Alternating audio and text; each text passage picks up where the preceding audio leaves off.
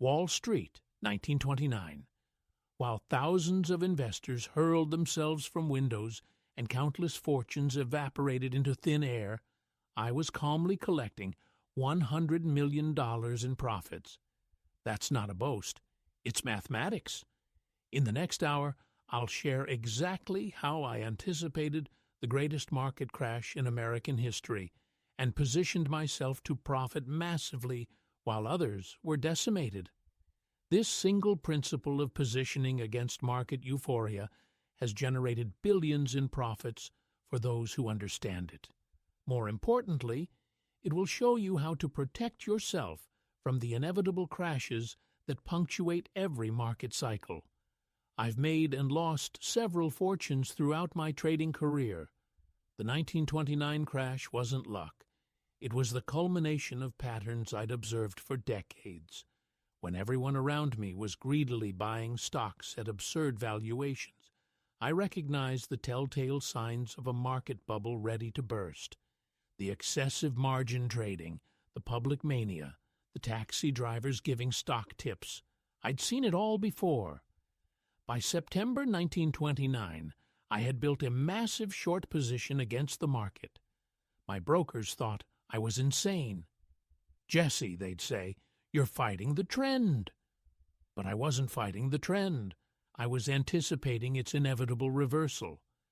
The market doesn't reward optimism or pessimism. It rewards accurate analysis of reality.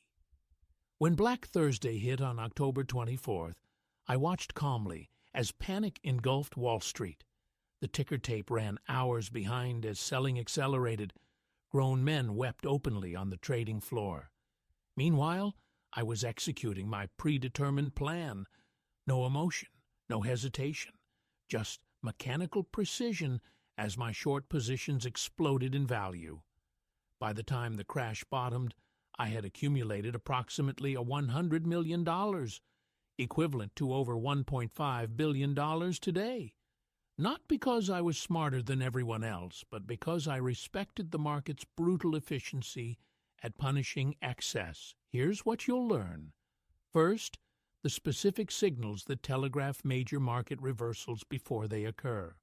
Second, the psychological discipline required to stand against the crowd when everyone calls you a fool. Third, the precise position sizing that allows you to survive being early, which I often was. And finally, the exit strategies that let you capture maximum profits when chaos reigns. The patterns that made me rich in 1929 are playing out again today. Different actors, different assets, but the same human psychology of greed and fear. Pay close attention, because what I'm about to share could be the difference between financial devastation and generational wealth in the coming market dislocation. My journey began with just $5 in my pocket at age 14. That small stake was all I needed to launch what would become one of the most remarkable trading careers in market history. I started as a quotation board boy in a Boston brokerage house, meticulously recording stock prices. While other boys saw tedium, I saw patterns, mathematical relationships that revealed market truths. Within weeks, I turned that $5 into $1,000 through bucket shops, small-time gambling parlors where anyone could bet on stock movements without actually owning shares. The managers quickly recognized my uncanny ability to predict price movements and banned me from their establishments. I had to wear disguises just to place my trades. By 16, I'd amassed $10,000, equivalent to over $300,000 today. This wasn't luck. I developed a system based on pure price action, ignoring news, tips, and so-called expert opinions. The market speaks its own language through price and volume. Everything else is noise. My early success earned me the nickname, the Boy Plunger, a title that followed me to Wall Street, where I would later make and lose several fortunes. The market taught me harsh lessons about risk management and emotional discipline. I'd often say, Markets are never wrong. Opinions often are. My trading philosophy centered on timing, not stock picking. I waited patiently for what I called pivotal points, moments when market momentum clearly shifted. When I spotted these signals, I'd commit substantial capital and ride the trend until it exhausted itself. Consider my approach during the panic of 1907. While others panicked as markets collapsed, I remained calm, analyzing price movements. I identified the selling climax and went long when others feared further decline. This single trade netted me $1 million, my first major score. The key was my notebook. I documented every trade, recording not just profits and losses, but my emotional state and market conditions.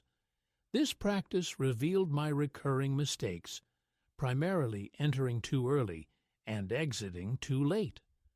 What separated me from other traders was my willingness to admit defeat quickly. When a position moved against me, I sold immediately. No hoping, no averaging down, no emotional attachment. This discipline preserved my capital for the truly profitable opportunities. Remember this: the market doesn't reward complexity. My success came from simple rules rigorously applied. I didn't need fancy indicators or complex theories. I needed patience to wait for obvious opportunities, courage to act decisively when they appeared, and discipline to manage risk when wrong. That $5 stake grew because I respected the market's power while recognizing its patterns. The same principles that worked in bucket shops scaled to million-dollar positions on Wall Street. The golden rule that saved my fortune countless times is deceptively simple. Never average down on losing positions. This principle has been the difference between my survival and complete financial ruin. When a stock moves against you, doubling down is the trader's deadliest temptation. I've watched brilliant men destroy themselves by averaging down, convinced they could lower their cost basis and eventually profit. The market crushed them all the same. In 1907, while panic gripped Wall Street, I observed Union Pacific dropping steadily. Many traders I knew kept buying more as it fell, claiming the fundamentals remained strong. I did the exact opposite. I sold my position and actually went short. While they desperately averaged down, I profited from the continued decline. By the time the stock bottomed, those traders were wiped out. Their capital was gone, their confidence shattered. Here's what I've learned through bitter experience. When you average down, you're fighting the market's judgment. You're saying, "I know better than the collective wisdom of all participants." This is arrogance, not strategy. The market doesn't care about your average cost. It doesn't care about your theories or your pride. Instead, I developed a different approach. When a position moves against me, I first reduce my exposure. Then I reassess. Sometimes I exit completely. Other times, I wait for confirmation that the trend has actually reversed before adding capital. This discipline has preserved my trading capital through countless market cycles. Remember this: the first loss is usually the smallest loss. In 1929, I initially lost $6 million because I violated my own rule. I averaged down on a massive position as the market collapsed. Had I taken my initial loss, I would have preserved most of my capital. Instead, I nearly lost everything. Discipline means accepting that you can be wrong. The market's verdict is more important than your conviction. I've survived because I learned to respect the market's message. When it tells me I'm wrong through price action, I listen. My approach now is simple. I cut losses quickly and add to winners. This asymmetry, small losses and large gains, is the foundation of lasting trading success. The professionals who survive decades in this business all understand this principle. The amateurs who ignore it eventually disappear, their capital absorbed by the market's merciless efficiency. The psychological battle is where most traders lose before they ever place a trade. I've watched thousands try to follow my methods only to fail spectacularly. The reason isn't intellectual, it's emotional. My famous rule of cutting losses quickly and letting winners run sounds simple, but it contradicts every natural human instinct. When I first started trading in bucket shops as a teenager, I noticed something peculiar about my own psychology. Taking losses was physically painful. My heart would race, my palms would sweat, and my mind would create elaborate justifications for holding on to losing positions. It'll come back, I'd tell myself. It rarely did. What I discovered through painful experience is that the market has no sympathy for your hopes or fears. In 1907, during the panic, I watched traders hold on to railroad stocks as they plummeted 40%, 50%, 60% in value. They couldn't accept the psychological pain of being wrong. Their egos couldn't bear it.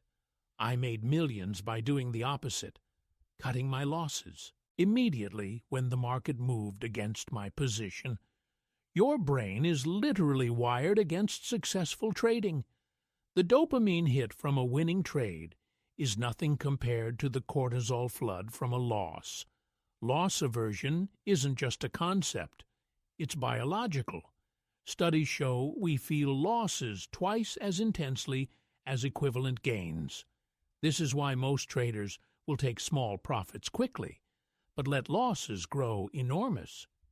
I developed specific rituals to overcome these psychological barriers. Before entering any position, I would write down my exact exit point if the trade went against me. No exceptions, no rationalizations. When that price hit, I sold. Period. This removed emotion from the equation. For my winning trades, I forced myself to add to positions that were working, not take profits. This feels unnatural. Your instinct screams to lock in gains, but I knew that my biggest profits always came from riding major trends for months, sometimes years. The true battleground isn't the market. It's between your ears. Your emotions will lie to you. They'll tell you to hold losers and sell winners. They'll convince you that you're special, that you know something others don't. I lost my fortune multiple times by forgetting these psychological principles. In 1929, I ignored my own rules and let my ego drive decisions. The result? I lost everything in the crash. The market doesn't care about your previous successes. It will humble you the moment you think you've mastered it. Let me share the single most important rule I've learned in my decades of trading, one that saved me from financial ruin countless times. Never average down. This principle has been the cornerstone of my survival in the markets when others have perished. When a stock moves against you, the natural human instinct is to buy more at the lower price. After all, if you liked it at $50, shouldn't you love it at $40? This reasoning has destroyed more trading accounts than perhaps any other mistake. I learned this lesson the hard way in 1907. I had established a short position in Union Pacific, writing it down from 160 to 152. Then the stock bounced to 156, and I made the fatal error of averaging up my short position. When it rallied to 148, I added more. By the time it hit 162, I was buried under an avalanche of losses. My stubborn pride cost me dearly. The market doesn't give a damn about your average price. It moves based on supply and demand, not your personal cost basis. When you average down, you're fighting the tape, betting against the very trend that's unfolding before your eyes. I've watched countless traders destroy themselves with this practice. They buy 100 shares at $50. then 200 more at $40, then 300 more at $30. Now they own 600 shares at an average of $36.67 and feel clever about their bargain. But when the stock hits $20, they're sitting on a catastrophic loss with depleted capital. Remember this: stocks that drop 50% can drop another 50% and another 50% after that. A stock that falls from $100 to $50 has lost half its value. If it falls to $25, that's another 50% loss. At $12 or $50, another 50%. Your averaging down strategy has now trapped you in a position down 87.5% from your initial entry. My golden rule is simple: cut your losses quickly and let your winners run. If a position moves against you, don't double down. Get out. I'd rather take a small loss and preserve my capital than risk everything on a sinking ship. In 1929, this principle saved me from the crash that wiped out so many others. When the market began showing weakness, I didn't average down on my longs. I closed them and went short. By following the tape rather than fighting it, I made millions while others lost everything. The most dangerous words in trading are, "It will come back." Sometimes it does. Often it doesn't. And you never know which scenario you're facing until it's too late. Trust the market's message, not your hope. Discipline isn't just a word. It's the difference between wealth and ruin. I've made and lost fortunes multiple times, and each cycle taught me that psychology trumps strategy every time. When I lost my millions in 1908, it wasn't because my analysis was wrong. My emotions betrayed me. My psychological system began with absolute isolation during trading hours. In my office at 120 Broadway, I created what others called my monastery of speculation. No telephones, no visitors, no outside opinions, just me, my charts, and the ticker tape. This isolation wasn't about being antisocial. It was about protecting my greatest asset, my judgment. I developed specific rituals to maintain mental clarity. Before major positions, I'd walk Manhattan streets for hours, sometimes 10 miles a day, allowing my subconscious to process market patterns. Physical movement cleared mental cobwebs. When your fortune hangs in the balance, you need pristine thinking. My most powerful psychological tool was my trading journal. Every evening I documented not just trades, but my emotional state during each decision. Patterns emerged. I noticed I made catastrophic errors when physically exhausted or after personal conflicts. This self-awareness became my edge.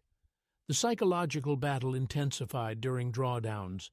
In 1915, when my positions moved against me, I forced myself to reduce size immediately, not because the analysis changed, but because I recognized the creeping doubt in my psychology. Doubt is deadly. It paralyzes decision-making precisely when decisive action is required. I developed what I called my threshold system. When anxiety reached a certain level, I would automatically cut positions by 50%. This wasn't capitulation. It was strategic retreat to preserve mental capital. You can always re-enter markets. You cannot always recover from psychological damage. My greatest psychological insight came after my 1929 triumph. Despite making $100 million shorting the crash, I eventually lost it. Why? I stopped following my own rules. Success breeds arrogance, and arrogance breeds failure. The market has no memory, but your psychology does.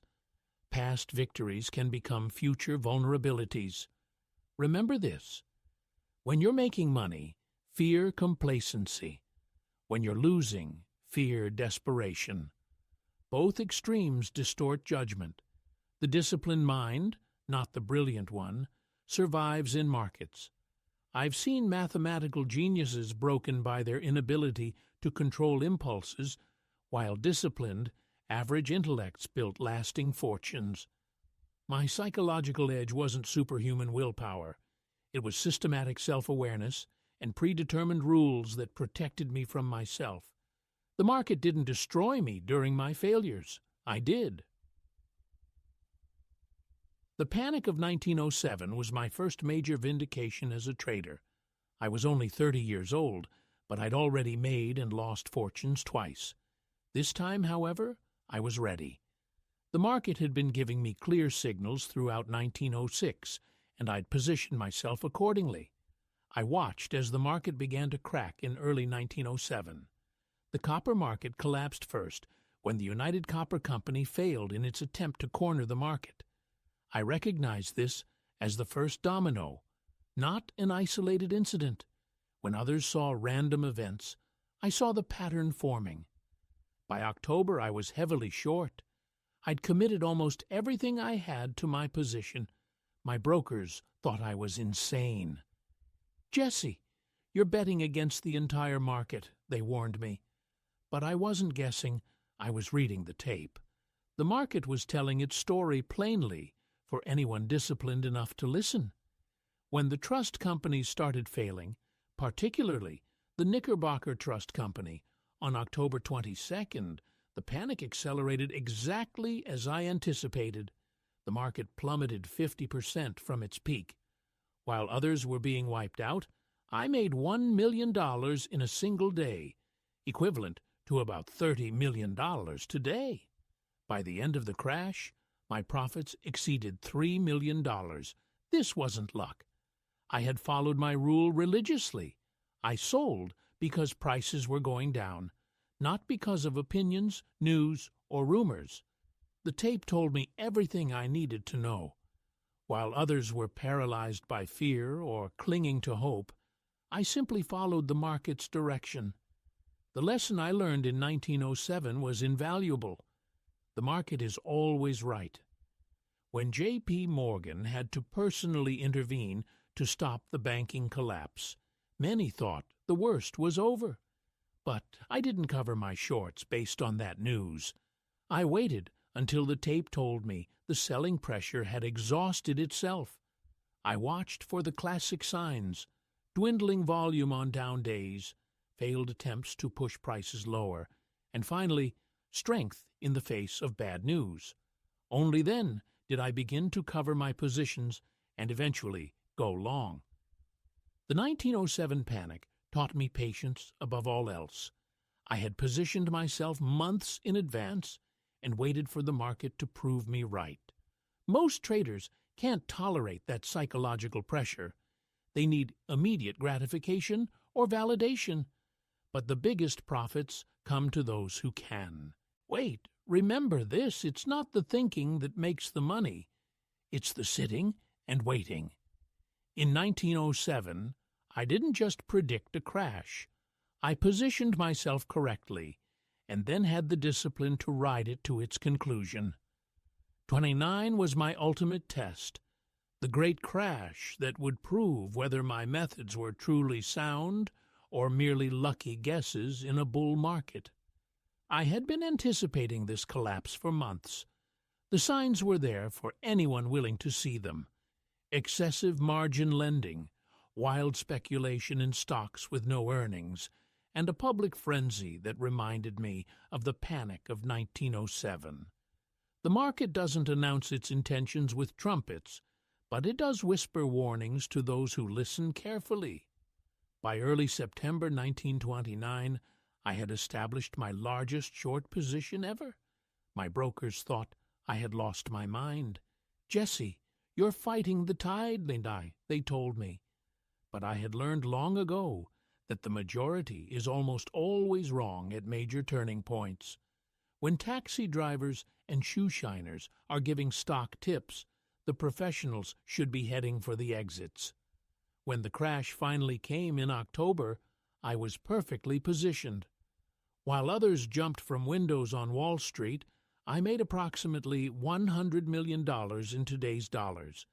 This wasn't luck. It was the culmination of decades studying market psychology and price action.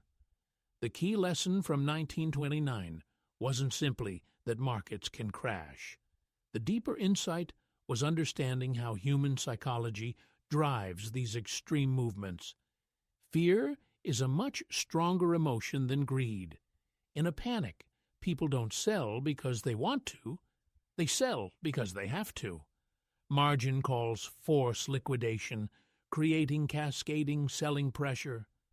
During the crash, I watched otherwise intelligent men become paralyzed with indecision. They couldn't accept that their paper fortunes were evaporating. "It will come back," they assured themselves. Many held all the way down, only to be wiped out completely. The market punishes hope more severely than any other emotion. My approach during the crash was mechanical and unemotional. I added to my shorts as key support levels broke. I didn't try to catch the absolute bottom. That's a fool's game. Instead, I covered my positions gradually as selling pressure exhausted itself and prices stabilized. The 1929 crash reinforced my cardinal rule: capital preservation comes before profits. While others were trying to recover losses, I was sitting on enormous gains with my capital intact, ready to exploit the next opportunity. Remember this: the same patterns repeat because human nature never changes. The instruments may evolve, from bucket shops to high-frequency trading, but fear and greed remain constant. Study the 1929 crash not as a historical curiosity, but as a blueprint for future market dislocations. The next crash won't look identical, but the underlying psychology will be the same. The real battlefield isn't the trading floor, it's between your ears. I learned this lesson repeatedly during the 1920s when Wall Street's euphoria clouded even the sharpest minds. The psychological battle determines winners and losers far more than market knowledge. I've made and lost several fortunes throughout my career. Each collapse taught me the same painful lesson. Psychology trumps strategy every time. In 1929, while others were intoxicated by endless gains, I sensed the market's exhaustion. My positions against the market eventually netted me $100 million, not because I had secret information, but because I controlled my emotions when others couldn't. Fear and greed, these twin demons, destroy more trading accounts than any market crash. When I feel myself getting swept up in either emotion, I step away from the ticker tape, sometimes for days. The market will still be there when your mind is clear. My greatest losses came when I broke my own rules. In 1915, I had all the right positions but second-guessed myself. The result? I lost everything and declared bankruptcy. The market was right. My psychology failed. I allowed doubt to override my system. Develop what I call emotional immunity. When others panic, you must remain calm. When they're irrationally exuberant, maintain your skepticism. This isn't natural. It requires deliberate practice. I trained myself to feel comfortable being uncomfortable, to stand alone when the crowd runs the other direction. Your trading journal should track your emotional state alongside your positions. I found my worst trades invariably coincide with emotional extremes, either excessive confidence or paralyzing fear. The pattern becomes obvious once you document it. Patience is psychological warfare against yourself. The hardest thing isn't finding good trades, it's waiting for them. I've spent weeks doing nothing, watching others make quick money while I sit idle. Those same traders often gave everything back while I waited for the perfect setup. Remember this: the market doesn't reward intelligence alone. I've known brilliant men who lost everything because they couldn't master themselves. Meanwhile, traders with average intellect but superior emotional discipline consistently succeed. My most profitable trait isn't market timing or stock selection. It's my ability to admit when I'm wrong. Cutting losses quickly requires overcoming your ego, perhaps the hardest psychological challenge. When facts change, I change. Pride has no place in trading. The psychological battle never ends. Even now, after decades in the markets, I still fight the same internal demons. The difference is, I recognize them immediately and have developed systems to counteract my human weaknesses. Master yourself first, then the markets. The 1929 crash wasn't luck for me. It was mathematics. By October 1929, I had already positioned myself heavily short against the market, sensing the inevitable collapse that others refused to see. While newspapers trumpeted endless prosperity and shoeshine boys gave stock tips, I recognized the OTE classic pattern of euphoria preceding disaster. My largest short positions were in RCA and U.S. Steel, companies whose valuations had become completely detached from reality. When Black Thursday hit on October 24th, I remained calm while others panicked. I had prepared for this moment for over a year. What few traders understand about market crashes is their rhythm. They don't happen all at once. After that first shock, there's often a relief rally as the eternal optimists rush in to buy the dip. I knew better. I held my positions through the weekend, ignoring friends who insisted the worst was over. Black Monday arrived on October 28th, followed by Black Tuesday. The Dow dropped another 25% in those 2 days alone. While fortunes evaporated and traders jumped from windows, I made approximately $100 million in today's dollars, not because I was smarter, because I respected the market's patterns and positioned myself accordingly. The vindication wasn't about money. It was confirmation of my core philosophy. The market always returns to reality, regardless of popular delusion. The crash proved what I'd been saying for years, that markets are driven by human psychology more than economic fundamentals. My strategy during the crash was threefold. First, patience. I had built my positions gradually over months. Second, conviction. I sized my positions large enough to matter when I was right. Third, emotional control. I didn't gloat or panic. I simply executed my plan. What separates amateur traders from professionals isn't being right more often. It's having the courage to act decisively when your analysis shows clear opportunity. During the crash, most traders froze like deer in headlights. I acted with precision. The aftermath taught me something crucial. Surviving the crash wasn't enough. Many traders who avoided the worst still failed in the years that followed because they couldn't adapt to the new market reality. The Depression created different patterns requiring different strategies. The 1929 crash vindicated my methods, but it also humbled me.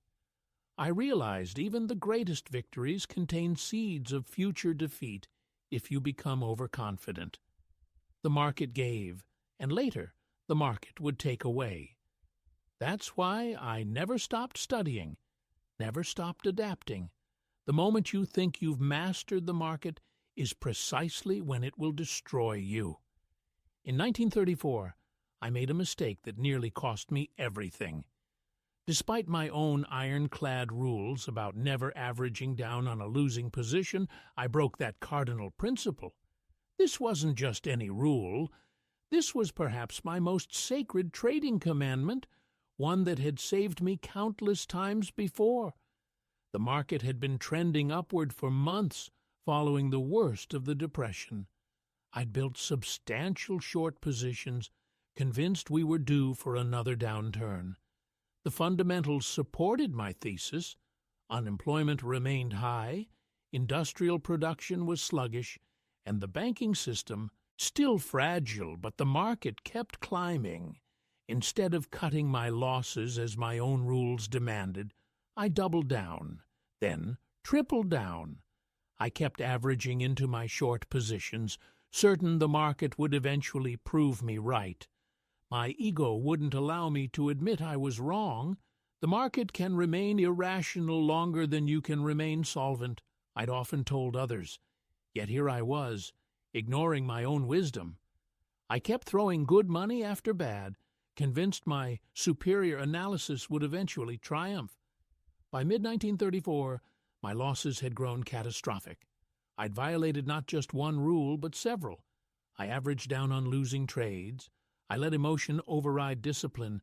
I bet too heavily on a single directional thesis, and I refused to admit I was wrong. The irony cuts deep. Had anyone sought my advice on such a situation, I would have immediately told them to cut their losses and preserve capital. Yet I couldn't follow my own counsel. This episode taught me something profound about trading psychology. Even after decades in the markets, even after making and losing multiple fortunes, even after codifying my principles into rules I preached to others, I remained vulnerable to the most basic psychological traps. No trader is immune to these failures. The difference between survivors and casualties isn't that survivors never make mistakes. It's that they recognize them quickly and correct course before destruction becomes total. When I finally closed those positions and accepted my losses, it was liberating. I returned to my disciplines with renewed commitment. The market doesn't care about your previous successes. It doesn't respect your reputation or your past victories. It treats every trade as new, and so must you. Remember this: your greatest trading rules are worthless if you abandon them when they become inconvenient or painful to follow. The moment you're most tempted to break your rules is precisely when you most need their protection. The fundamental principles I've used to build my fortune remain as relevant today as they were a century ago. Wall Street has changed dramatically with algorithmic trading, ETFs, and retail platforms like Robinhood.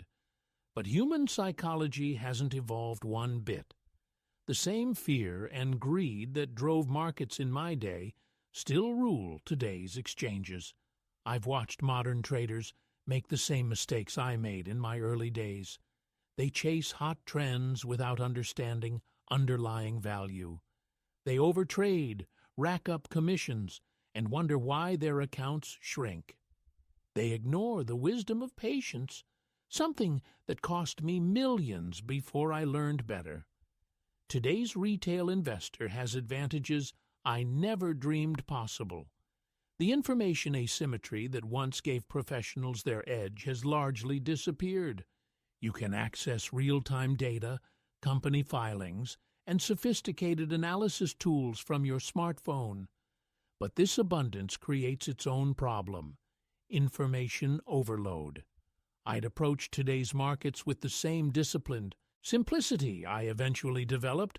I'd focus on price action, still the purest signal in a noisy world. I'd identify the primary trend and trade with it, not against it. The market is still never wrong. Opinions often are. Social media has created new dangers I never faced. The echo chambers of Twitter and Reddit can reinforce dangerous groupthink. I've always found my greatest success when I stood apart from the crowd, when I trusted my analysis over popular sentiment. Today, I'd be even more vigilant about filtering out noise. For the average investor, I'd recommend focusing on what I eventually learned. Position sizing and risk management matter more than stock picking. The most brilliant trade idea means nothing if you bet too much and can't weather normal market volatility. My advice for Main Street: trade less, not more. The commission-free trading apps have removed friction, but friction served a purpose. It made you think twice. I made my millions not by making thousands of small trades, but by making a few big, well-researched bets when the odds were overwhelmingly in my favor. The modern market offers unprecedented opportunities, but the path to success remains the same. Develop your system, follow it religiously, cut losses quickly, let profits run, and maintain emotional discipline. These principles transcend time. They worked for me in the early 1900s, and they'll work for you today. The tools change. Human nature doesn't. The most expensive lesson I ever learned cost me everything. After decades of trading success, I made a fatal mistake in my later years. I violated my own ironclad rules. The very principles that built my fortune ultimately exposed my greatest weakness, my own psychology. In 1934, I was worth over $100 million in today's dollars.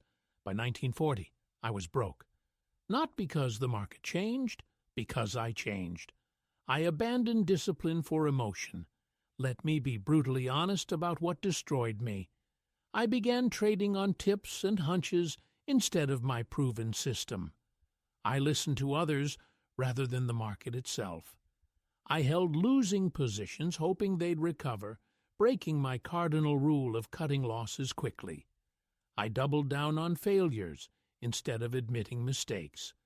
Pride replaced precision. The cotton trade of 1937 was particularly devastating. I ignored every warning sign my system flashed. The market was telling me to exit, but I refused to listen. I kept averaging down as prices fell, convinced I knew better than the market. I didn't. That single trade cost me millions. My personal life deteriorated alongside my trading discipline. As losses mounted, depression took hold. I began drinking heavily. My clarity, the very thing that made me exceptional, vanished. The spiral was vicious and unrelenting. What I want you to understand is this: trading systems don't fail. Traders fail their systems. The market doesn't care about your past successes. Each trade stands alone, demanding the same discipline as the first. November 28, 1940, I walked into the Sherry Netherland Hotel in New York, wrote a note to my wife saying I was tired of fighting, and took my own life. The man once called the greatest trader who ever lived couldn't bear the weight of his failures. The tragedy isn't that I lost money. It's that I abandoned the very principles I'm teaching you now. I knew better. The rules worked. I simply stopped following them. My final lesson is perhaps my most important. Success can be more dangerous than failure. When you succeed, you begin to believe you're infallible. You take shortcuts. You break your rules just this once, then again and again. Remember this: the market will test your discipline most severely after your greatest successes. That's when you're most vulnerable to hubris. That's when you must cling most tightly to your system. My life ended in tragedy, but yours doesn't have to. Learn from my final, costliest mistake. No trader, not even the great Jesse Livermore, is bigger than the market. The moment you think you are is the beginning of your end. Let me be clear about something. My rules aren't relics of the past. They're timeless because they're built on human nature, which hasn't changed in a century. Today's traders face the same psychological battles I fought, just with different technology. The modern markets move faster, but my core principle remains essential. Wait for the path of least resistance to reveal itself. When I see today's traders jumping into trades based on social media tips or FOMO, I recognize the same mistakes that cost me millions in my early days. In today's algorithmic environment, patience is even more critical. The computers will churn and burn the impatient trader who lacks conviction. I'd be using the same approach today, identifying the big money flow and following it, not fighting it. What would I do differently with modern tools? I'd use volume profile analysis to confirm my price action observations.